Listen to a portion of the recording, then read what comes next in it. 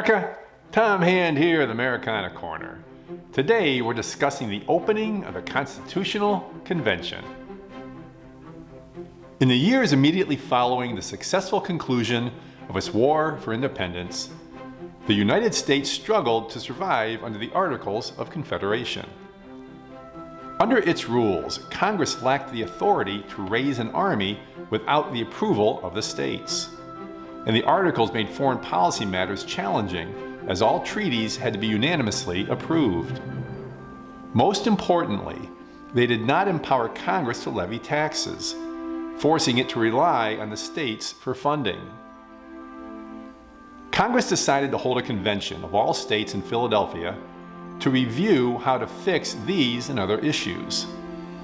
To add credibility to the convention, at the time called the Federal Convention, the primary organizers, James Madison and Alexander Hamilton, felt it was critical for George Washington to attend. Without his presence and implied approval, it would be difficult to get the American people to accept any changes to the existing government. Despite misgivings, Washington reluctantly agreed to represent Virginia at the gathering, and was unanimously chosen to preside over the convention. The meeting convened in Philadelphia on May 25, 1787, and eventually 12 states were represented. Only Rhode Island refused to send a delegation. As the credentials of the various states were read aloud and the delegates formally introduced, it was clear that the state legislatures did not desire a new constitution.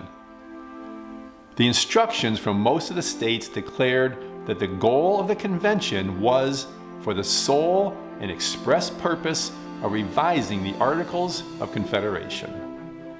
And many of the delegates intended to jealously guard the interests of the states. Despite these instructions, Madison and Hamilton soon moved to create an entirely new constitution based on a stronger federal government.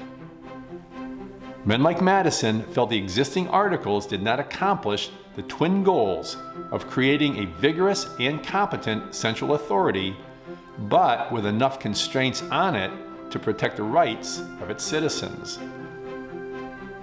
The opposing views of states' rights versus a strong central government would generate intense debates over the course of the next 4 months. Next week, we will discuss key debates at the Constitutional Convention. Until next time, may your love of country lead you.